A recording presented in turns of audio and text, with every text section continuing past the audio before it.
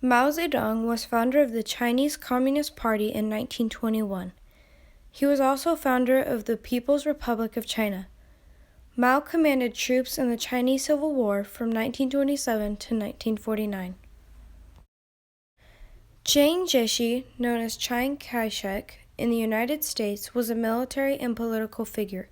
He was commandant of Whampoa Military Academy in Canton in 1924, which is where he built up the Nationalist Army. Chiang led nationalists between 1928 and 1975. Previous to the Japanese invasion, Mao and Chiang were involved in an aggressive civil war against each other. In 1937, Japan invaded China, forcing Chiang and Mao to work together. Soon after the Sino-Japanese War ended in 1945, the Civil War resumed. America rooted for and aided Chiang with several $1 million, hoping for Mao's defeat. The Soviet Union provided support to Mao. Chiang's army was unsuccessful in the war. Chiang's corruption led to Mao's success because officials stole the aid money from the U.S., while the Chinese people were deprived of food.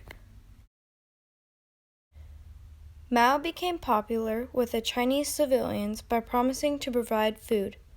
In 1948, Mao was winning the war, causing Chiang to ask for American assistance. America declined, not wanting to support a corrupt official. In 1949, Chiang fled China to a large island of Taiwan, causing China to fall under communist control.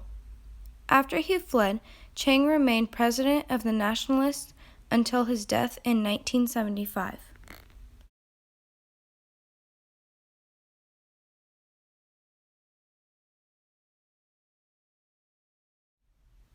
The Korean War became the first major armed clash between democracy and communist forces.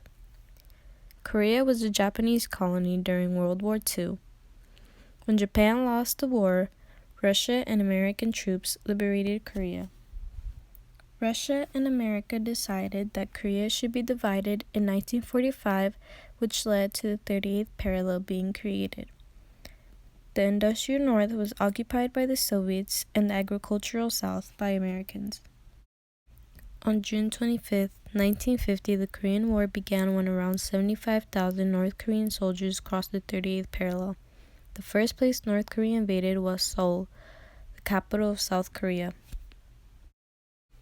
North Korean forces invaded the South with Joseph Stalin's foreknowledge and approval. Aided by Soviet weapons and several thousand Russian trainers, the North Korean army was staggering along the border in force. On March 12, 1947, President Truman made a speech known as the Truman Doctrine, and he had pledged American assistance to any nation in the world threatened by communism. Vigorously describes how his administration is fighting communism abroad and at home. And then he says, now I'm going to tell you how we're not going to fight communism. We're not going to transform our fine FBI into a Gestapo secret police. That's what some people would like to do. We're not going to try to control what our people read and say and think. In short, we're not going to end democracy. We're going to keep the Bill of Rights on the books.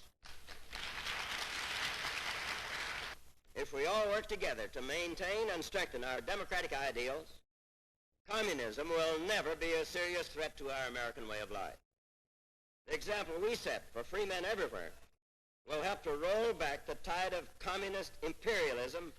Within 2 days after North Korea's invasion, President Truman had sent aid to South Korea and called on the United Nations to sanction military action against North Korea. Troops from the United States and 15 other nations on July 1950 had entered the war on South Korea's behalf to stop communism from spreading. They were led by General Douglas MacArthur. On July 1950, American troops fight North Korean troops in Ulsan, expecting an easy victory, but are surprised when realizing they are no match for the North Korean army. General Douglas MacArthur leads an invasion into South Korea at the city of Incheon on September 15th. Afterwards, the United Nations troops go back to Seoul and take it back from North Korea. China joins the war to fight on the side of North Korea. China's army, called the People's Voluntary Army, pushes the United States and South Korean troops back across the 38th parallel. In April, after General MacArthur publicly disagrees with President Truman about whether or not to bomb China, MacArthur is fired. Truman believed that bombing China would have led to a much bigger war.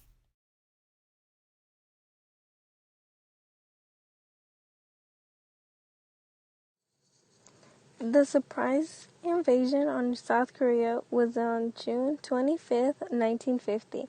It lasted 3 years. An agreement was made on July 27, 1953. The spring of 1951, the Allies had moved up to the 38th parallel. Stalemate lasted up until 1953. The stalemate resulted into the presidential election 1952. Dwight D. Eisenhower promised that he would end the war. Eisenhower went to Korea and spoke to the soldiers as well as studied the enemy's defense line.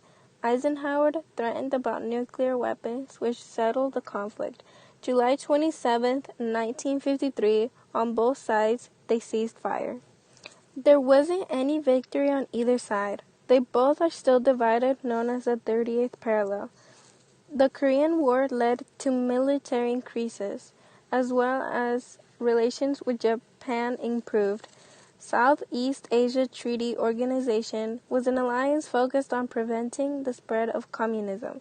Some of its supporters were Pakistan, Thailand, the Philippines, Australia, New Zealand, France, Britain, and the United States.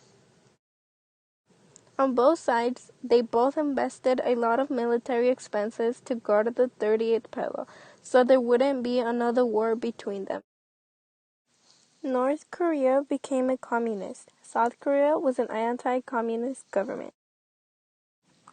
Due to the dividing, some families were torn apart.